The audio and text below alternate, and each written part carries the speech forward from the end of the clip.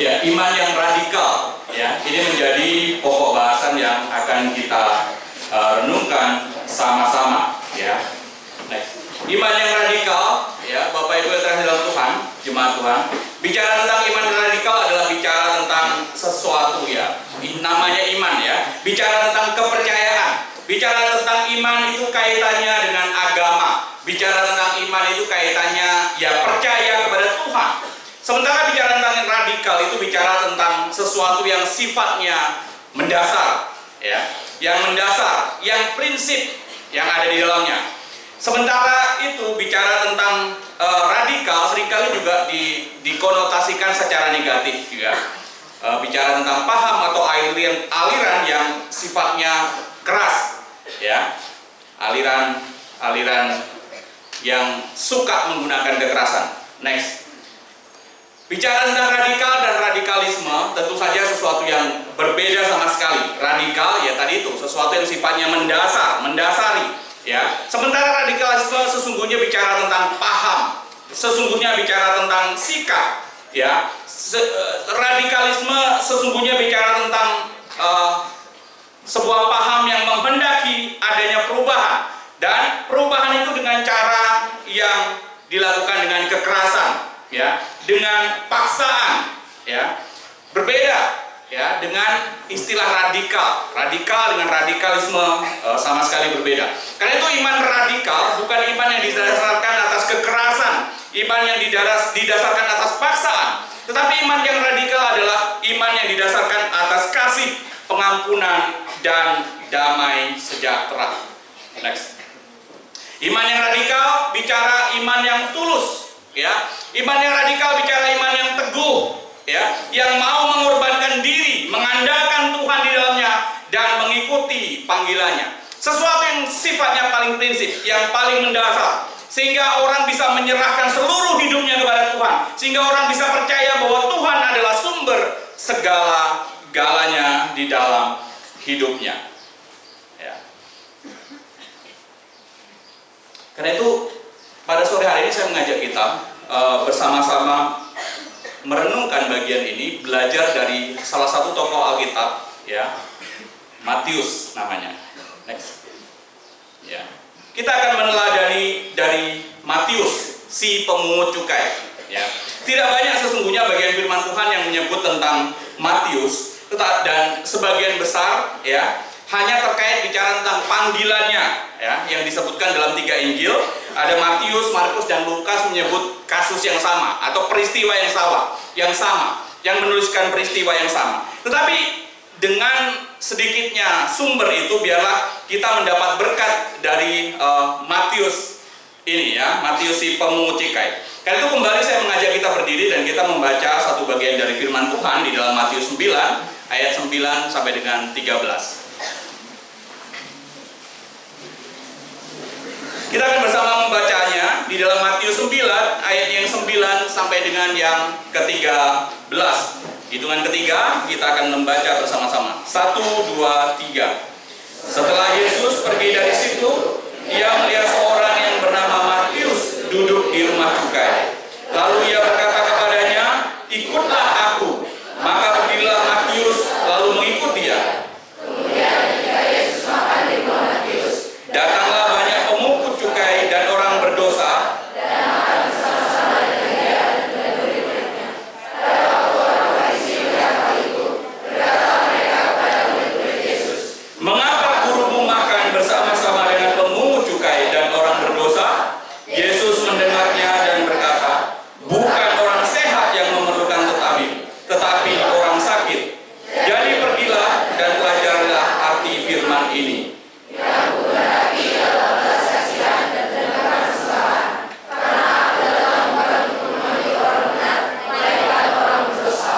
Silakan dulu.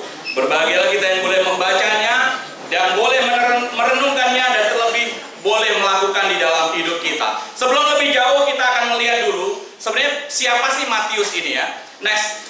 Ya, walaupun sedikit sekali sumber, walaupun sedikit sekali Matius ini disebut di dalam kitab-kitab Injil, ya, maupun kisah para rasul. Tetapi setidaknya cukup memberikan kita gambaran tentang siapa Matius. Ya, Matius ini dari namanya, ya, artinya itu adalah hadiah dari Tuhan, ya, anugerah dari Tuhan, ya. Anak saya dua-duanya nama depannya ada arti yang sama, ya, hadiah dari Tuhan. Ya, Nasya sama, hadiah dari Tuhan. Pramanatan, ya, dalam bahasa Jawa juga sama, hadiah dari Tuhan, ya. Hadiah dari Tuhan, berkat dari Tuhan, ya. Lalu kemudian dikenal sebagai Lewi. Saya tidak tahu apakah ini sebutan biasa atau sebenarnya sindiran terhadap Matius ini. Karena apa? Dia adalah suku Lewi.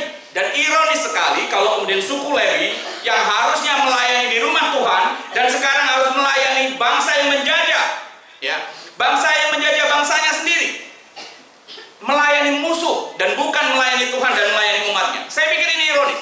Mungkin saja sebutan Lewi bisa jadi ejekan buat dia. Hei Lewi, Lewi, ya. Sama sebutan misalnya, hei pendeta, pendeta, ya. Padahal pekerjaannya bukan pendeta, bahkan cenderung melawan pendeta misalnya, tapi dipanggilnya pendeta, ya. Sebuah sindiran. Nah, Bapak Ibu yang terkasih dalam Tuhan, dia masuk dalam, ya, 12 murid tentu saja, dan satu hal karya yang besar juga yang dituliskannya adalah Injil Matius itu sendiri.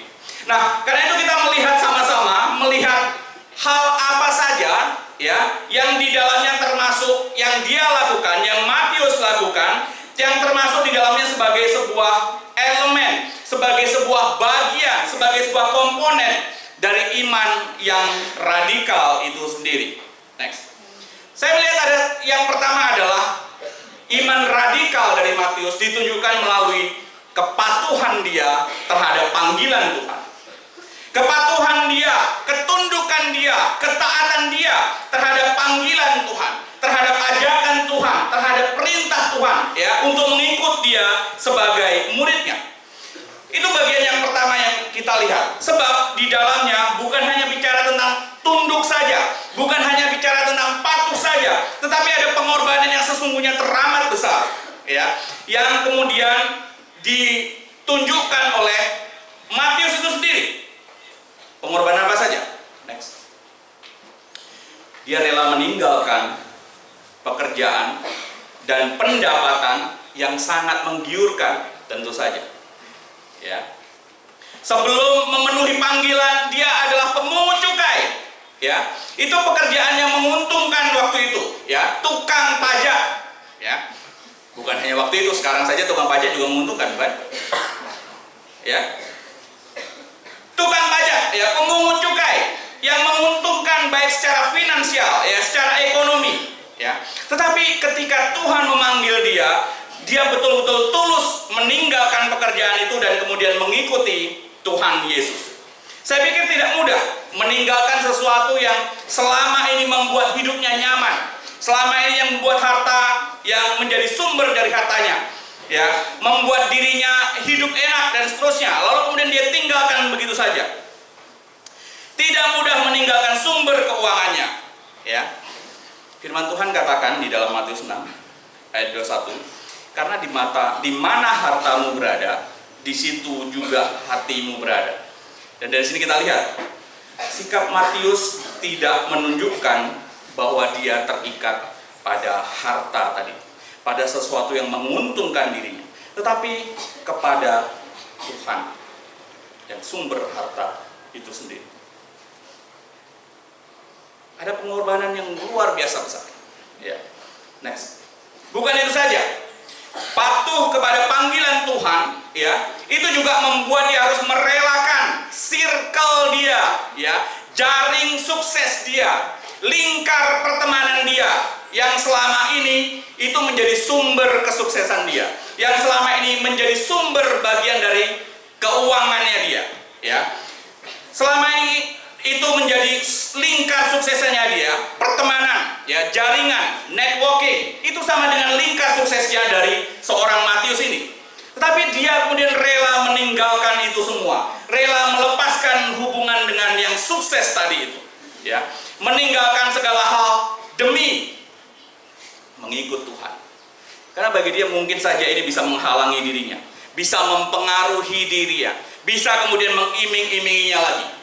Tetapi dalam konteks ini, dia meninggalkan circle-nya bukan berarti dia memutuskan hubungan pertemanan, tidak. Tetapi memutuskan hubungan dengan aktivitas sukses tadi itu. mencari yang bersama teman-temannya mencari harta melalui tindakan yang dianggap orang pada waktu itu sebagai tindakan berdosa. Dari sini kita lihat, bukan hanya dia meninggalkan harta demi patuh kepada panggilan Tuhan, tetapi juga dia meninggalkan potensi sumber keuangannya juga. Karena networking tadi, saya mengandaikan seperti ini, ya. Oke lah, misalnya dia masuk panggilan, ya, ngikut panggilan Tuhan, dan kemudian dengan demikian, ya tidak perlu sebenarnya dia meninggalkan itu semua secara penuh, kan? Masih ada teman-temannya yang bisa menjalankan bisnis itu. Tinggal dia kemudian rangkul timnya, lalu kemudian timnya yang tetap menjalankan itu semua, dan kemudian ada bagian persennya buat dia. Kan tetap masih menguntungkan dia dan bisa dirohanikan, bukan? Oh, itu kan sebagai sumber penyokong pelayanan saya. Bisa saja. Tetapi Matius tidak demikian, ya. Matius tidak demikian. Matius meninggalkan seluruhnya. Matius meninggalkan itu semua demi panggilan. Padahal ada potensi besar yang bisa dia dapat dari sana. Dari jejaring tadi itu, dari networking tadi itu, dari lingkar sukses pertemanannya tadi. Tetapi demi panggilan Tuhan dia hilangkan. Betapa mulia, betapa luar biasanya dia patuh kepada panggilan Tuhan. Next. Begitu juga dia mengabaikan kesenangan dunia yang selama ini dia dapatkan. Dia meninggalkan kehidupan yang selama ini penuh dengan kesenangan yang bisa dia nikmati, ya. Asal ada uang, abang disayang, ya, kira-kira seperti itu. Asal punya uang kita bisa berbuat apapun, dan uang ada di tangannya dia. Karena itu dia bisa berbuat apapun, membeli apapun, menukar apapun dengan kesenangan dan seterusnya dan seterusnya. Tetapi hari ini setelah dia mendapat panggilan tanpa berpikir panjang, dia langsung merelakan, ya, kesenangan materi tadi itu, merelakan kesenangan duniawi tadi itu, ya. Dia harus melepaskan itu semua, ya, dan sepenuhnya mengalihkan fokus pandang hidupnya.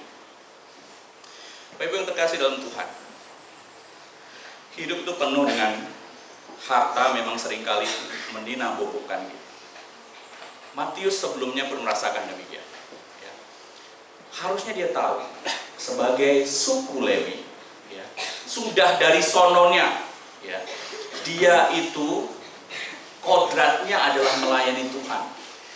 Dia itu kodratnya adalah jadi hamba Tuhan. Tapi ini justru jadi hamba uang dengan mengkhianati bangsanya. Harta membutakan matanya. Harta membutakan dirinya. Kenyamanan hidup membuat dia susah move on, ya, mager, ya, tidak mau keluar dari zona nyaman, dan lupa panggilan Tuhan yang ada pada dirinya. Tidak mudah. Karena itu dari Matius hari ini kita belajar, ya, ketika Tuhan sudah berbicara kepada kita dan suaranya itu keras benar, ya. Ketika anugerah Tuhan sampai kepada kita untuk membuka hati kita masuk dalam panggilan Tuhan, maka segala responi itu jangan tunda-tunda lagi. Karena kalau tidak, ya, berbagai hal yang kita temui selanjutnya bisa mengaburkan panggilan Tuhan. Berbagai pertemanan, berbagai kesenangan bisa mengaburkan suara Tuhan. Dari Matius kita belajar, dulu betul dia dibutakan oleh harta. Tetapi ketika anugerah Tuhan menyentuh hatinya, hari itu juga dia merespon.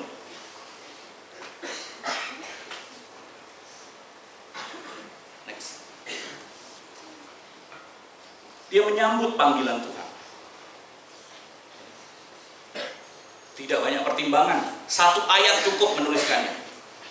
Tidak disebutkan, oh Matius memikirkan dulu, oh Tuhan saya menguburkan orang tua saya dulu dan seterusnya, misalnya seperti di Injil yang lain, ya. Oh saya akan menjual harta saya dulu baru mengikut Tuhan. Tidak ada. Hari itu juga, ya, setelah dari rumah cukai, kalau kita baca ada rumah cukainya di awal-awal, dia langsung mengikut Tuhan dan melepaskan itu semua. tidak lagi ada di rumah cukai dan mengikut Yesus, dan langsung mengajak Yesus pulang ke rumahnya dan kemudian santap bersama, jamuan bersamanya. Tidak banyak pertimbangan, dia tulus menerima, ya. Dia siap menghadapi perubahan di depan sana, perubahan yang juga sama-sama perubahan radikal. Bapak Ibu yang terkasih dalam Tuhan, keputusan dari Matius itu adalah bukti bahwa Matius mengutamakan kehendak Tuhan. Dengan demikian dia siap mengorbankan dirinya dan patuh pada panggilan Tuhan. Bukankah ini adalah iman yang radikal? Dari orang yang dianggap pendosa, lalu kemudian datang anugerah Tuhan, ya, untuk melibatkan dia menjadi alat surga, dan sebuah keputusan yang sangat radikal. Dia cepat dan berani memutuskan untuk ikut di dalamnya. Perubahan yang sangat radikal, ya. Dinamika iman yang sangat radikal, ya, dari pendosa menjadi alat surga. Jadi orang yang tidak dianggap lalu memutuskan diri untuk melayani orang yang tidak menganggapnya. Tapi sesuatu yang iman yang sangat radikal, ya. Berapa banyak di antara kita yang masih bergumul tentang panggilan pelayan? Ada begitu banyak model pelayanan, ya. Dan Tuhan memberikan visi beda-beda dengan kita di dalam hidup kita. Visi yang unik di dalam hidup kita. Karena itu responi betul-betul, ya. Sebagai guru, penuhi panggilannya untuk mewartakan Injil Tuhan dalam profesi sebagai guru. Begitu juga yang lain, ya. Sebagai hamba Tuhan, apalagi sebagai siswa mahasiswa, silakan wujudkan itu dengan memenuhi panggilan pelayan. Kalau Tuhan menyentuh hatimu, kalau Tuhan sudah membuka hatimu, responi segera. Tuhan, saya mau menjalankan panggilan Tuhan. Itu yang pertama. Next. Selanjutnya yang kedua, Bapak Ibu jemaat Tuhan yang terkasih, ya, iman yang radikal dari Matius itu ditunjukkan di dalam sesuatu yang sangat teknik sekali, ya. Bagaimana bicara tentang kesadaran, bahwa Matius memiliki kesadaran untuk mengubahkan siapa? Teman-temannya, orang yang terdekat dengan dirinya. Matius 9 ayat 10 menyebut seperti ini. Kemudian ketika Yesus makan di rumah Matius, datanglah banyak pemungut cukai dan orang berdosa dan makan bersama-sama dengan dia dan murid-muridnya. Banyak orang yang berdosa dan pemungut cukai. Kenapa bisa begitu banyak? Ya, kalau tidak diundang, mana mungkin dia tahu ada Yesus dalam rumah itu. Ya. Karena itu ini satu hal yang luar biasa dari seorang Matius. Ya. Dia bukan hanya memiliki kesadaran untuk dirinya, tapi dia memiliki kesadaran, ya, yang mengubahkan kepada teman-temannya. Ya, bicara tentang pemungut cukai dan orang berdosa, ini menunjukkan lagi-lagi circle pertemanannya tadi.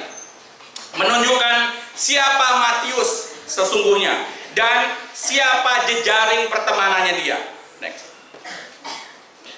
Lingkar pertemanan Matius sesungguhnya sebelumnya adalah lingkar pertemanan yang berdosa. Pendosa boleh disebutkan orang Yahudi pada waktu itu.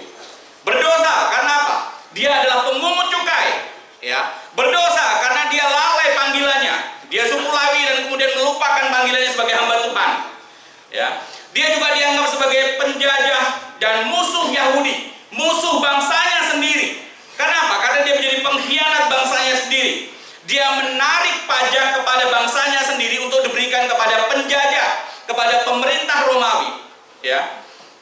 Dan seringkali orang-orang yang dengan profesi, ya, pemungut pajak waktu itu menarik pajak itu jauh lebih tinggi daripada seharusnya.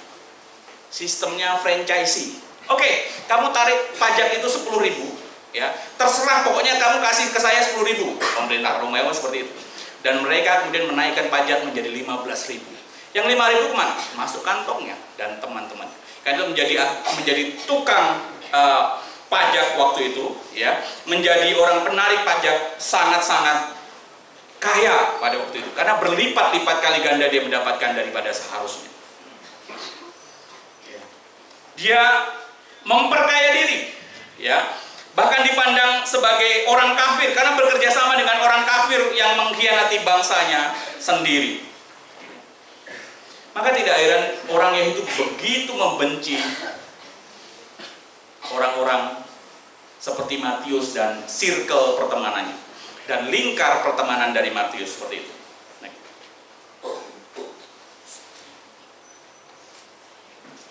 Maka tidak heran kalau kemudian orang-orang seperti ini seringkali dihindari oleh orang Yahudi, ya, tidak mau berteman dengan dia.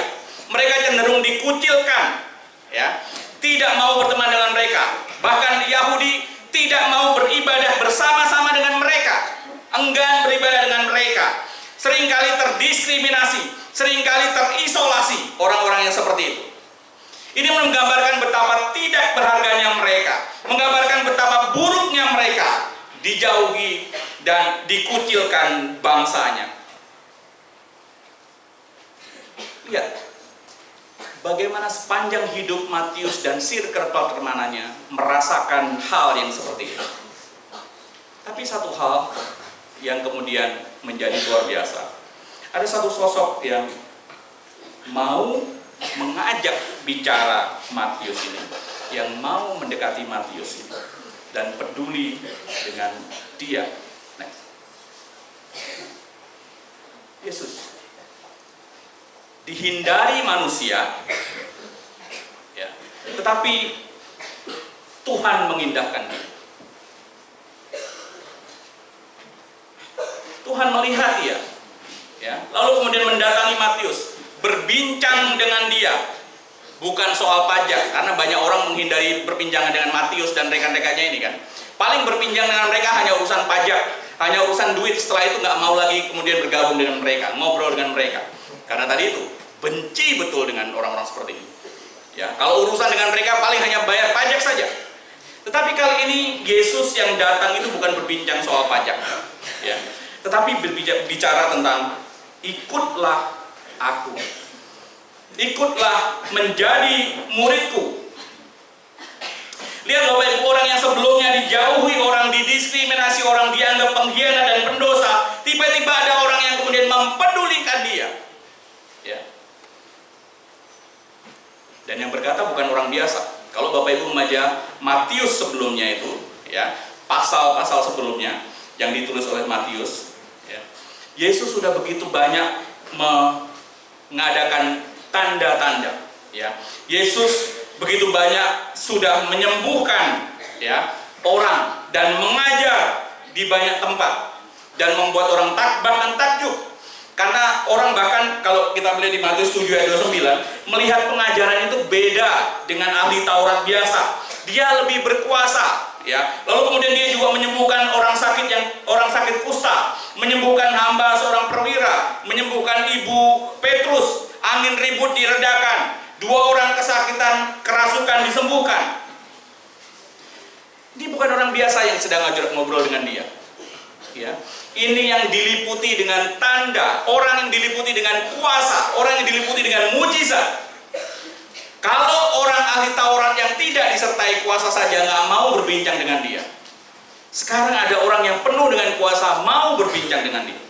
Kalau itu adalah kita, kira-kira apa yang ada di benak kita?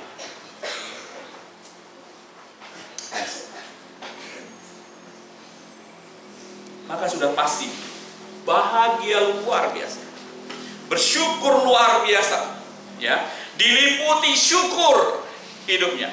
Kenapa masih ada orang yang mau peduli dengan dirinya, dengan spiritualitasnya, ya? Bahkan bukan hanya bahagia dan syukur, terharu dia. Bukan hanya terharu, tapi juga merasa kemudian dihargai, merasa diterima, karena sebelumnya ditolak, ya. Dan ada beban yang selama ini dipanggulnya itu sepertinya sudah sebagian menjadi sirna. Beban emosional yang ditanggungnya itu kemudian menjadi sirna, ya. Dan lebih menarik lagi, hal inilah yang kemudian menginspirasi dia, memotivasi dia untuk melakukan hal yang serupa kepada teman-temannya. Peduli kepada orang lain, membantu teman-temannya tadi itu. Ya. Sebab dia yang tidak pantas mendapat anugerah, kini mendapat pengampunan dan kini beroleh kesempatan. Ini menjadi satu hal yang luar biasa yang dirasakan oleh Matius.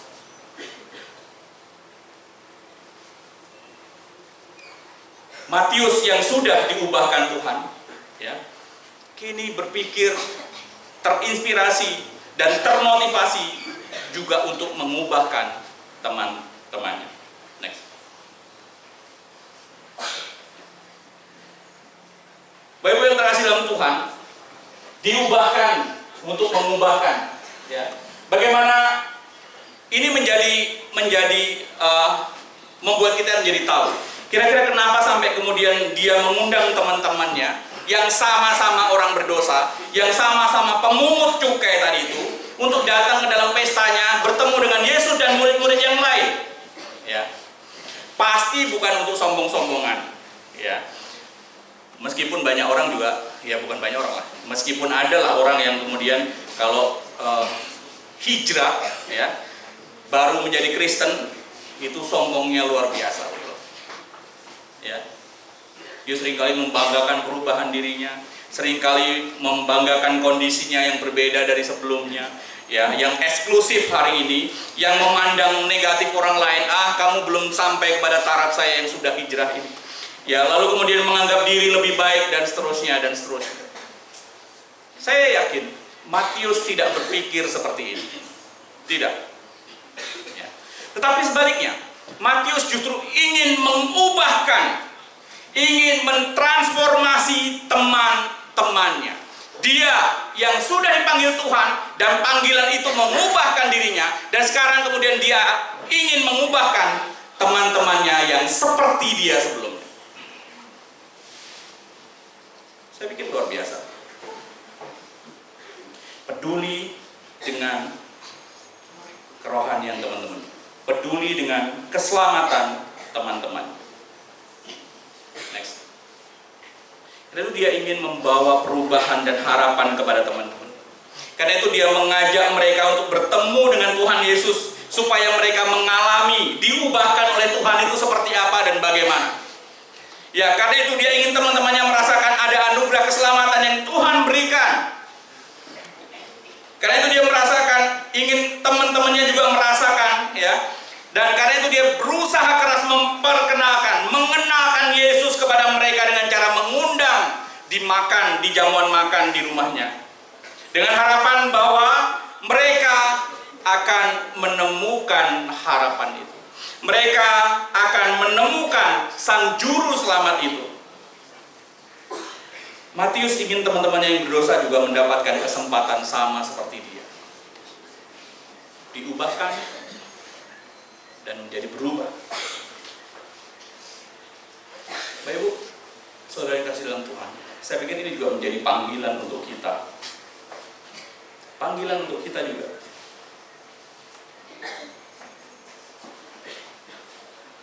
Seberapa peduli kita dengan keselamatan teman-teman kita? Seberapa peduli kita yang diubahkan dan ingin mengubahkan kawan-kawan kita, teman-teman kita, orang-orang terdekat kita, keluarga kita? Bukankah selama ini kita seringkali cuek, masa bodoh lebih tepatnya? Ya, yang penting pokoknya itu urusan saya, orang lain saya mah peduli, daripada saya dibilang sok rohani. Betul?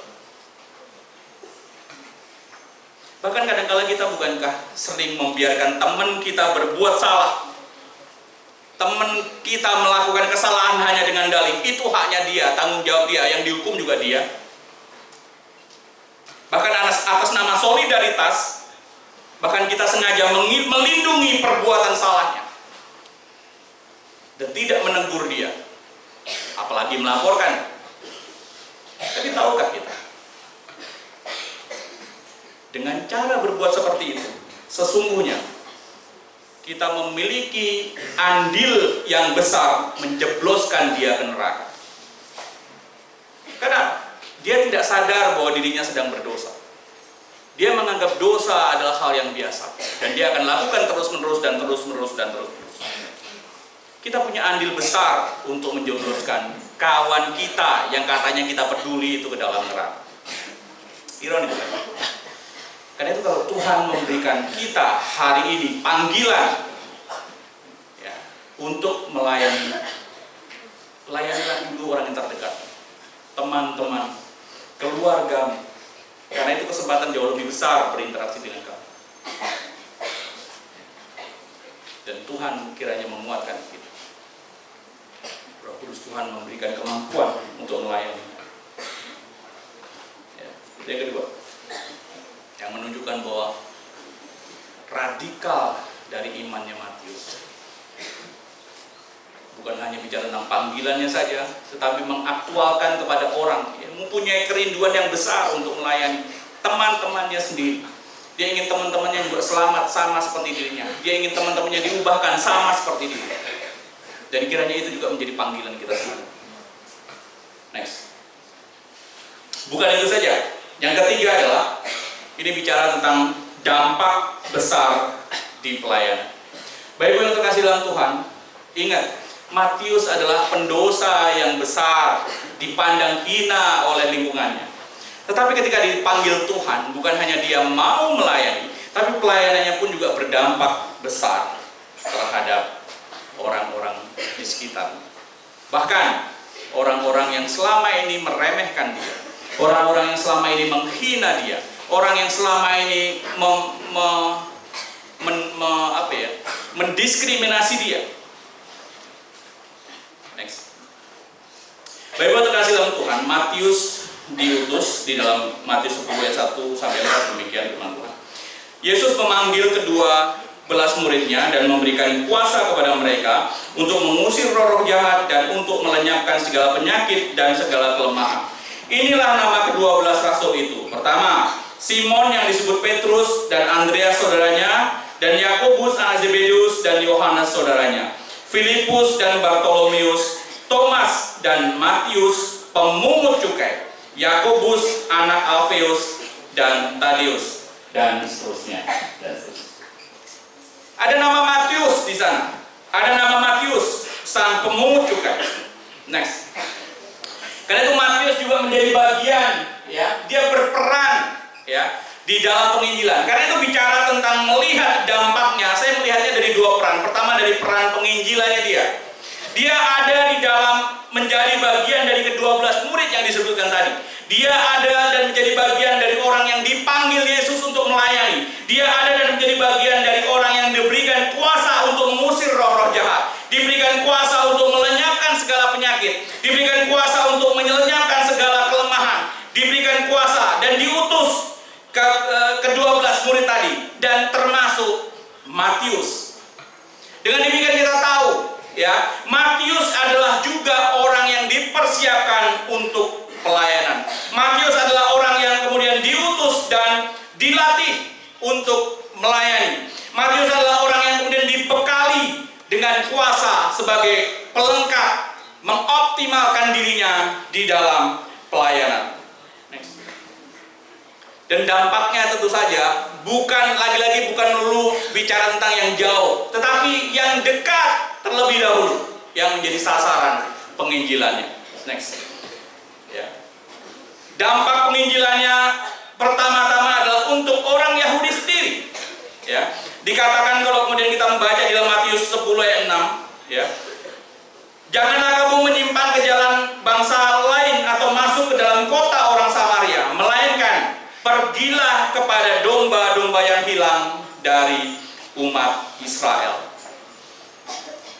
Kalau kita ada di posisi Matius, ya, orang yang dulunya pernah direndahkan, orang yang dulunya pernah didiskriminasi, orang yang dulunya pernah dikucilkan oleh orang Yahudi, masih maukah kita melayani orang itu?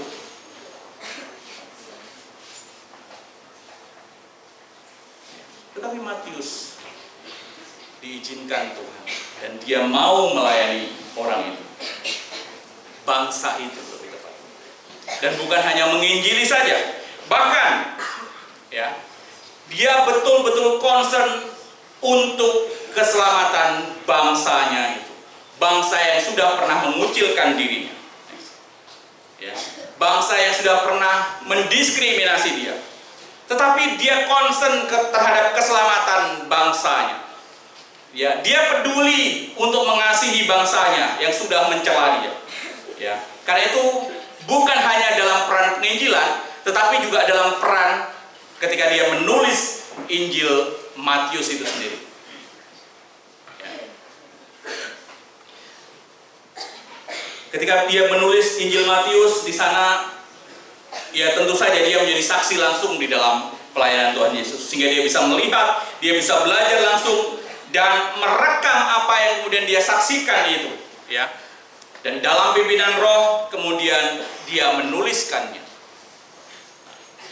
Bukan hanya melihat secara langsung, tapi juga dia mengumpulkan beberapa catatan-catatan yang sudah ada, ya.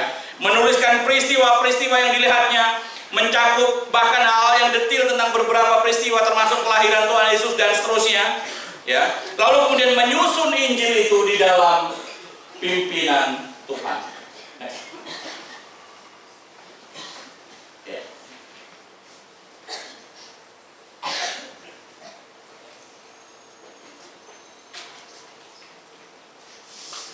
Betapa luar biasa. Dan sekali lagi, Injil Matius itu, ya, ditujukan kepada pembaca perdananya, pembaca pertamanya adalah kalangan Yahudi, bukan orang non-Yahudi. Ya. Sekali lagi, bangsa yang pernah mendiskriminasi dia. Injil Matius ditulis untuk orang percaya dari bangsa Yahudi, untuk memberikan saksi mata mengenai kehidupan Tuhan Yesus, ya, untuk meyakinkan pembacanya bahwa Yesus adalah anak Allah dan Mesias yang dinubuatkan sejak zaman Perjanjian Lama, untuk menunjukkan bahwa kerajaan Allah dinyatakan di dalam Dia dan melalui Dia, melalui Tuhan Yesus. Betapa luar biasa apa yang ditunjukkan oleh Matius. Perubahan dirinya, pembaharuan dirinya, membuahkan iman yang radikal. Tidak ada beban dalam hidupnya untuk kemudian melayani orang yang sudah mendukakan dia, menghina dia. Tidak ada balas dendam di dalam hidupnya, di dalam kamus hidupnya. Tapi setelah dipulihkan oleh Tuhan, yang ada adalah melayani mereka. Next. Karena itu Bapak Ibu yang dikasihi dalam Tuhan, iman yang radikal dari Matius, dari pendosa dia menjadi alat surga. Dan dengan demikian dia meninggalkan nikmat dunia yang selama ini dia rasa demi menjalankan panggilan Allahnya. Dia sudah diubahkan oleh Tuhan melalui panggilan, respon panggilan Tuhan, dan kemudian di benaknya, ya, di dalam dirinya pun ingin mengubahkan orang-orang yang ada di sekitarnya, termasuk bangsa yang benar. Betul dia disingkirkan oleh bangsanya, tetapi dia juga peduli terhadap keselamatan bangsanya. Dulu dianggap musuh oleh bangsanya, dan kini dia mengasihi dan melayani mereka. Dia membalas kasih kepada bangsanya. Bukankah ini sebuah dinamika iman yang radikal? Iman yang radikal dari seorang Matius yang pendosa. Iman yang radikal, perubahan yang sangat radikal yang mendasar dari seorang Matius.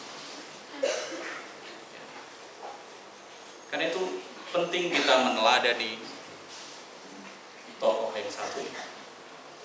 Ketika panggilan itu datang, segera responi. Ya, jangan terlalu banyak pertimbangan. Ketika panggilan itu datang dan kemudian memulihkan dirinya, dia segera meresponinya dan ingin, ya, memiliki hati untuk menolong orang yang sebelumnya seperti ini. Dan itu salah satu tanda visi Tuhan yang di dalam, yang Tuhan berikan kepada kita. Kalau kita melihat pemuda misalnya, apa yang ada di benak kita? Kalau kita melihat orang yang berdosa, ada yang apa yang ada di hati kita? Apakah ada di benak kita, oh dasar pendosa? Atau Tuhan kasihani dia, Atau Tuhan izinkan aku menolongnya, dan seterusnya dan seterusnya. Kalau hal-hal itu kuat di dalam dirimu, yakinlah bahwa Tuhan memanggil. Karena itu jangan sia-siakan panggilan Tuhan. Bersiaplah diri untuk merespon itu. Wujudkan di dalam iman yang radikal. Dan jangan rendah diri. Kalau hari ini mungkin kamu adalah orang yang berdosa, jangan lupa Tuhan menguduskan kita, bisa menguduskan kita dan memakai kita menjadi alat surga. Lihat Matius, pendosa yang menjadi alat surga. Kiranya Tuhan memimpin, Tuhan menolong kita. Mari kita berdoa.